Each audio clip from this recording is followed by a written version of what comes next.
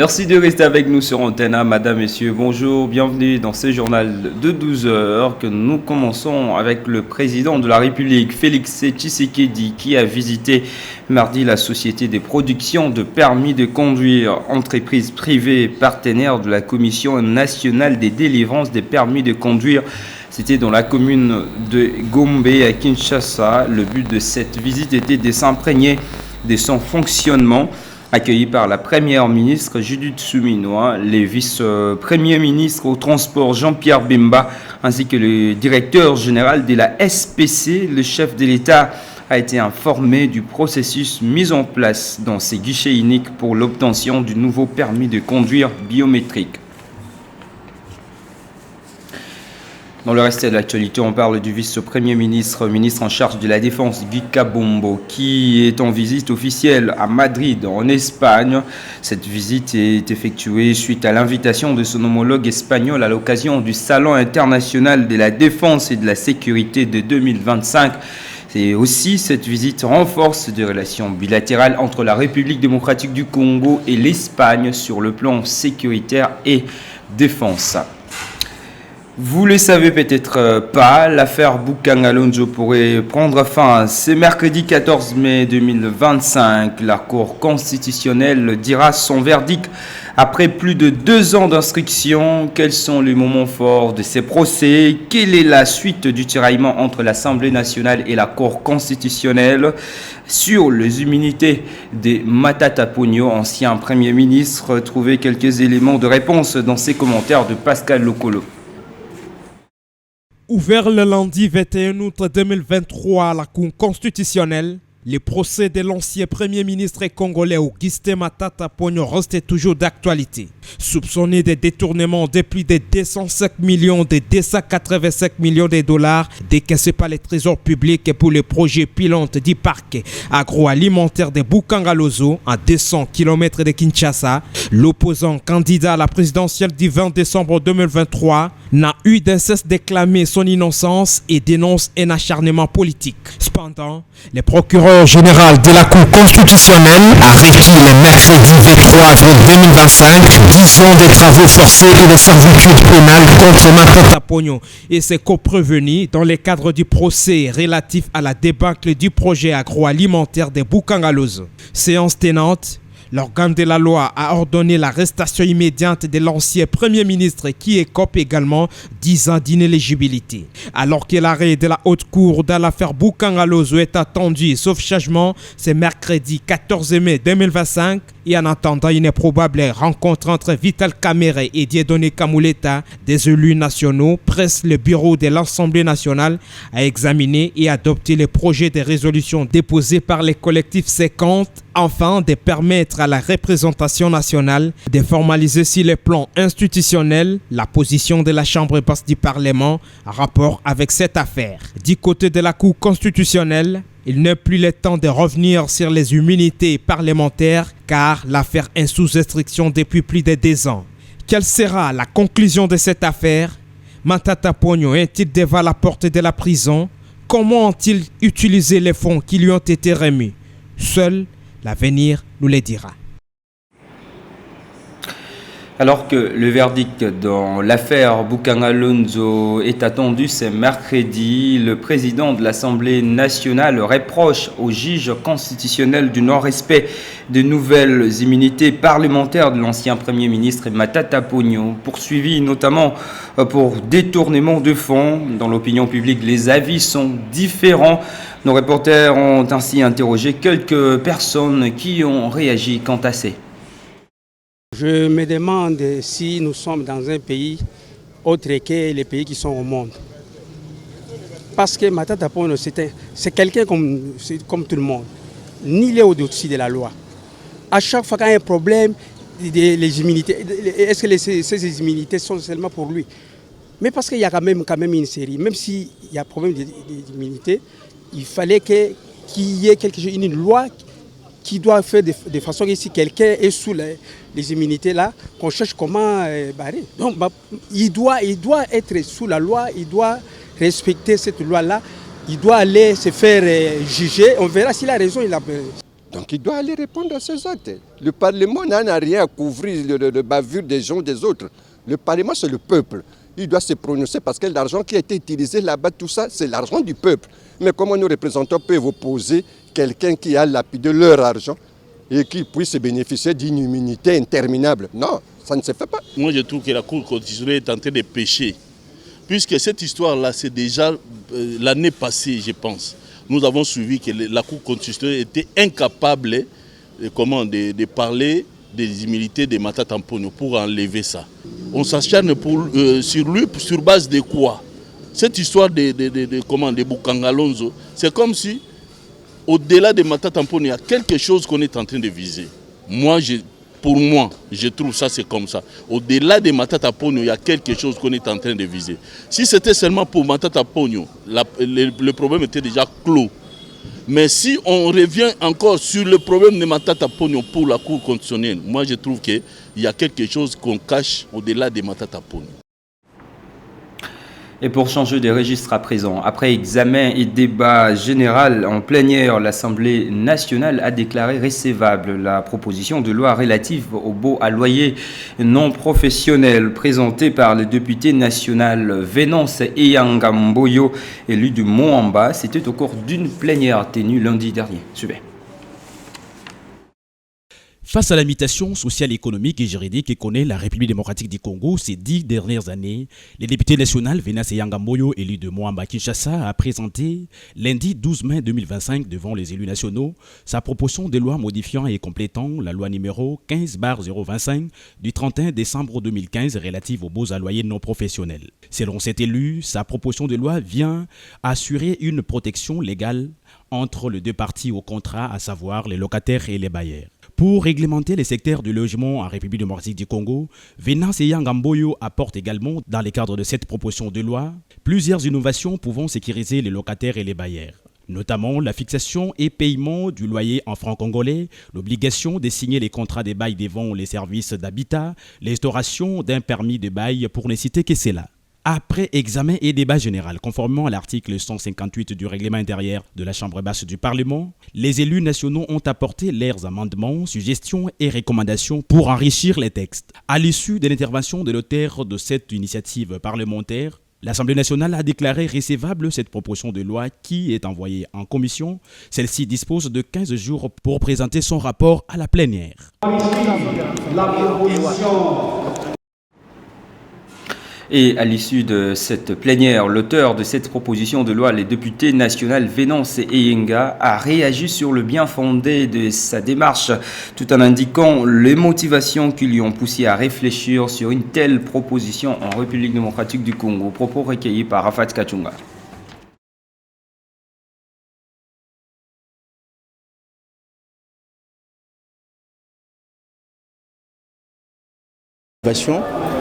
Vous savez, aujourd'hui, la loi que nous venons de modifier a été adoptée et votée ici en 2015.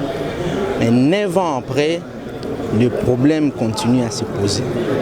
Par exemple, si tu es locataire aujourd'hui, la loi dans son état actuel, il est prévu, après avoir réalisé l'état de lieu avec le bailleur, la garantie locative devait être restituée.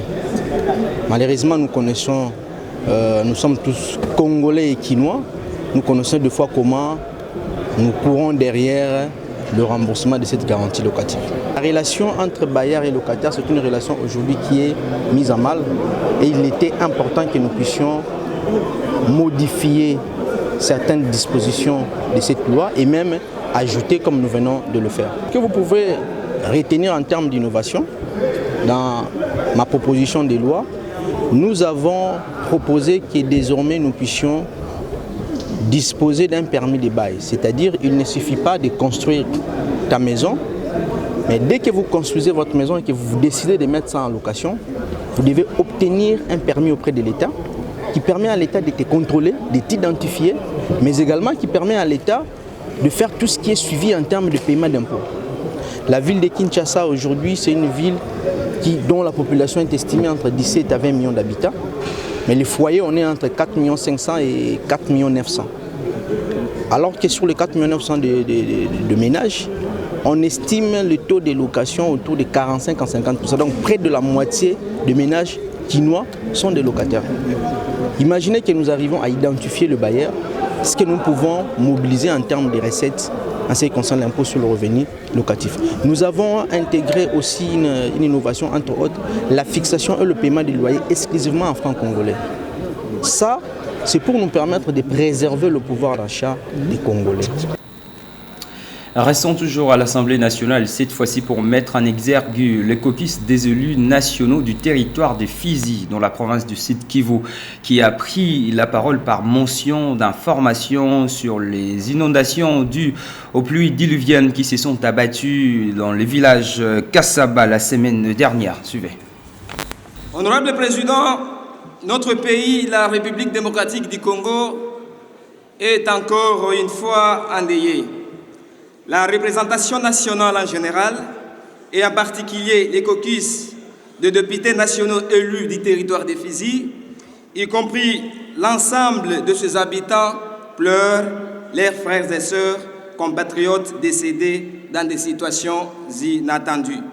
Kassaba, un grand village se trouvant dans le secteur d'Ngandja, en territoire de Fizi, au sud Kivu, et dont sa population vit principalement des activités champêtres et pêche, est aujourd'hui méconnaissable à cause des fortes pluies diluviennes qui ont causé plusieurs dégâts, aussi bien humains que matériels. En date du 8 au 9 mai 2025, des fortes pluies qui se sont abattues dans ces villages ont causé une crue et un débordement de la rivière en amont du village, provoquant le glissement des terres qui a emporté avec lui les arbres et des grosses pierres au point d'engloutir même les villages entiers, aux conséquences difficiles à exprimer par toute âme sensible. Nous, caucus de députés nationaux élus de Fizi, prenons la parole pour présenter nos sincères condoléances aux familles qui ont perdu les êtres chers et leurs biens. Les caucus des députés nationaux élus de Fizi voudraient solliciter auprès de vous ce qui suit, Honorable Président. 1. La constitution d'une commission parlementaire afin d'aller compatir avec les sinistrés et étudier même certaines solutions à prendre par le gouvernement pour que même s'il pourrait pleuvoir encore, Honorable Président, cette situation ne puisse pas se répéter. Aussi, deuxièmement, l'intervention humanitaire permettant, Honorable Président, d'assister les blessés à l'hôpital, enterrer dignement les corps de nos frères et sœurs qui nous ont précédés au ciel et, Honorable Président, de rechercher d'autres corps qui, jusqu'à présent, ne sont pas encore, Honorable Président, retrouvés. Après avoir passé plus de 20 ans à l'inspection générale des finances et 5 ans à la tête en tant que chef de service, Gilles Alinguete Key, 65 ans, a vu sa carrière arriver à sa fin. Dans l'opinion congolaise, ces initiatives, encore ces différentes réalisations sont saluées par différentes personnes que je vous laisse découvrir dans ce que vous propose ici Pascal Okolo et Juzen Belebele. Ou même de lui mettre en retraite pour le moment, moi je trouve que c'est très tôt. Puisque Gilles Alinguete, sa personne, pas l'institution IGF, mais la personne de Gilles Alinguete est important maintenant. Seulement pour ce nom-là seulement, si quelqu'un entend que Gilles Alinguete ou les services de Gilles Alinguete vont venir chez vous, même chez nous, tout le monde a peur. Mais lorsqu'on va enlever Gilles Alinguete, celui qui est là, on ne le connaît pas. Nous n'allons pas entrer dans les pouvoirs discrétionnaires du président de la République. Bon, parce que l'âge ici de la retraite, c'est 65 ans. Bon, nous ne savons pas, par exemple, lui, il a quel âge. C'est ça encore l'autre problème. Parce qu'on peut juger maintenant, mais on ne connaît pas son âge. Bon, s'il en est ici, c'est aussi, on dit, c'est toujours la loi. Dans la loi, après 65 ans, il faut aller en retraite. Si c'est ça, ce n'est pas un problème. Mais si ce n'est pas ça, c'est le pouvoir discrétionnaire du président de la République. Ce n'est pas le problème de tout le monde. On verra comment ça va évoluer. Nous ne sommes pas parmi les décideurs. Si c'est une sanction, la décision ou bien l'information devait nous parvenir qu'il a été sanctionné. mais il est écrit qu'il a été mis à la retraite. Ça veut dire que son travail, ce qu'il a rendu à la nation, il est arrivé au terme. Vu son âge dans l'administration, il a un âge donné pour que la personne aille se reposer. Alors il a bien travaillé, s'il a bien travaillé, parce qu'on ne lui reproche pas de quelque chose, parce que nous n'avons pas appris qu'il est révoqué ou quoi. Mais s'il a atteint l'âge de la retraite, il n'a qu'à y aller et on puisse mettre quelqu'un d'autre qui peut continuer avec le même service ou la même façon de travailler. Parce que pour moi, je sais que le président l'avait chaque fois publicité, l'UGF et tout ça. Et nous suivons toujours. Toujours dans ce journal. Comment le jeune quinois se cherche-t-il pour survivre aujourd'hui? Le micro d'antenne à télévision promené dans le périphérique de la ville vous fait découvrir l'activité d'un jeune homme distributeur quotidien de pain. Suivez. Face à la situation aussi bien conjoncturelle que structurelle de la RDC, espérer une amélioration providentielle n'est pas solution pour la plupart des Quinois, à l'instar de Miko Mboma, l'un des distributeurs de pain en milieu périphérique, qui nous parle ici de sa débriardise. Depuis 2019. J'ai débuté mes activités en 2019. La plus grande difficulté ici, c'est l'évolution du prix. Au départ, il s'est fixé à 300 francs congolais. Aujourd'hui, c'est à 500 francs. Ce n'est pas toutes les mamans qui les acceptent. C'est ça la difficulté dont on souffre. Il y a ma maman déclaré, les papas ont moins passé. La marge bénéficiaire dégagée dans ce genre d'activité est moindre. La bénéfice à 300 francs. Mon profit est de 300 francs seulement. 300 francs et puis on peut des choses pour Ces jeunes distributeurs de pain appellent l'État congolais à s'assumer pour régler les difficultés de ces secteurs. L'État a éveillé la société parce que à des fois, l'État doit veiller sur la fabrication de pain et sa qualité. Il doit aussi baisser les taxes pour nous faciliter la tâche. Alors peut-être que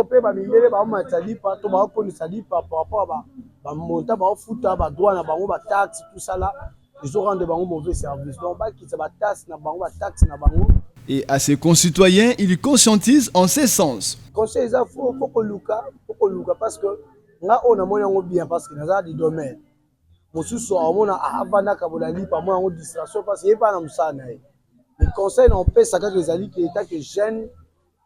Ils doivent être sérieux. Ils doivent travailler car leur émancipation en dépend.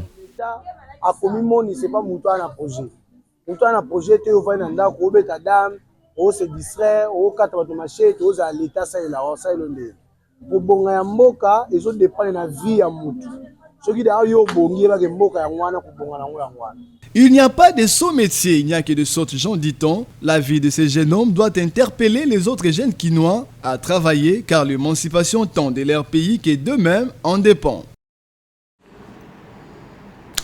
Et puis, en collaboration avec la sous-province éducationnelle, les services des droits humains du Lualaba a organisé un atelier de sensibilisation sur la consommation abusive des substances alcooliques dans le milieu scolaire à l'intention des élèves. Notre correspondant sur place, Christy Ilunga, nous donne plus de détails.